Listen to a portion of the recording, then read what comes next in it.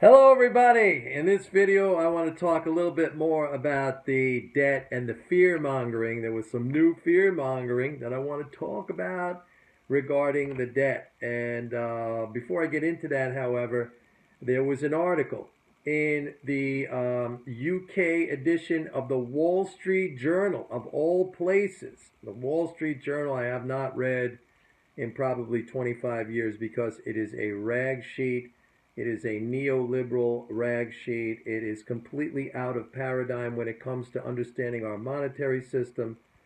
It is ideological. It is published by Rupert Murdoch, so I don't have to go on. But in this article, which was really astonishing, the author actually took time to explain that the UK government will never run out of money because it is a currency issuer. And he went on to kind of spotlight all the people who were wrong prior to the Brexit vote, who predicted skyrocketing interest rates. Yours truly, I was not one of them. I was one of the people who told you that that would not happen. And as a matter of fact, post-Brexit, UK rates fell to an historic low. So the Wall Street Journal pointed this out. If you want to read about this, it is on the blog of Bill Mitchell, a very well-known MMT economist out of Australia, and he has the Billy blog. If you just Google Billy blog, Bill Mitchell, you will get it, or you can see it on my blog. If you go to mikenormaneconomics.blogspot.com, you'll see the article. Anyway, Wall Street Journal admitting that a currency issuer is not revenue constrained, will not run out of money. The UK will not run out of British pounds. They will always be able to satisfy their obligations, which are all denominated in British pounds. Same thing for the United States, as I have been saying. So you have a mainstream economic newspaper,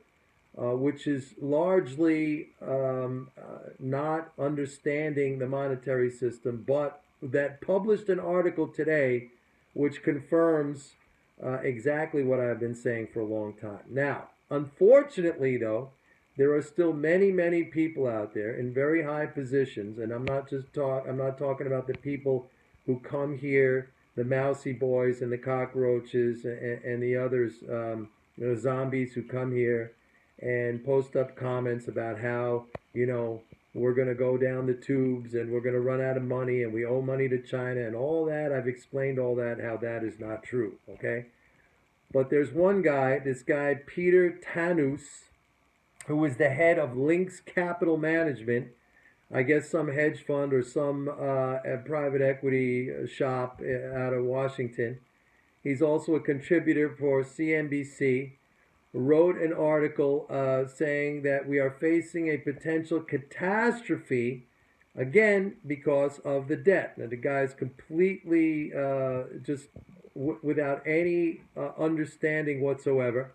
He talks about how when Obama came into office, the debt was 12.3 trillion, and it went all the way up to 20 trillion, but interest rates went to historic lows. Now, in that statement, which he makes, he doesn't seem to be able to connect the dots or even question why that would happen if the United States is indeed borrowing dollars from someplace. I don't know, from the Chinese, from somewhere, from taxpayers, or from creditors. Why would that be the case, that in a near doubling of the national debt, that rates went to historic lows? But in any case, he just kind of,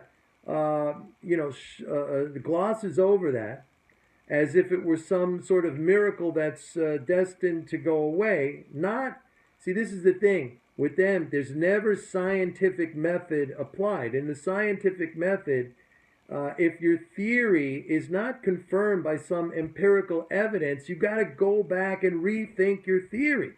So they are not using the scientific method. They are using religion. It is their belief, just like religion. So you have to ignore what does not conform to your religious beliefs. And for them, the religious belief is that, we're going to have a catastrophe. And that wording is a high degree of fear mongering, okay? But anyway, this guy says by 2020, the debt will consume half of our tax revenues. That's what he says. And implied in that, or I guess what he mentions in there, is if the Fed starts raising interest rates, then it's going to consume a large or half of the tax revenues, again, believing that it is the private sector that creates the money and the government borrows those dollars. The government the private sector is a taker of money. It is not a creator. Okay, we cannot even pay our taxes until the government first spends those dollars into existence. I mean, where does he think the dollars come from? Again, this is a basic, fundamental question. If you just sit down and ask yourself, who makes the dollar? And I posted a video on this. That's a basic, fundamental question. Does the non-government make the dollar? I mean, are we all busy in our homes and basements or whatever printing up dollars that we lend to the government? We are takers of dollars, not makers of dollars, okay? So this is a massive fallacy. It is massive fear-mongering. It is a guy, again, at the highest levels of, what we call the industry of finance, probably well connected in Washington and also in the media, as he is a contributor to CNBC.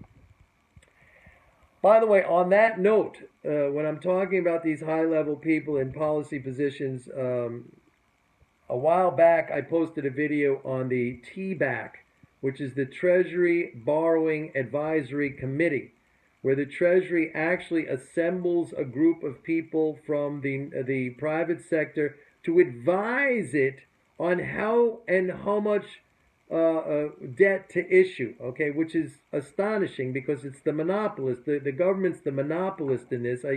The example I gave would be, imagine John D. Rockefeller of Standard Oil, the classic, monopolist of all time, asking his little competitors who he could crush in an instant, gee, how much oil should I produce and what price should I produce it at?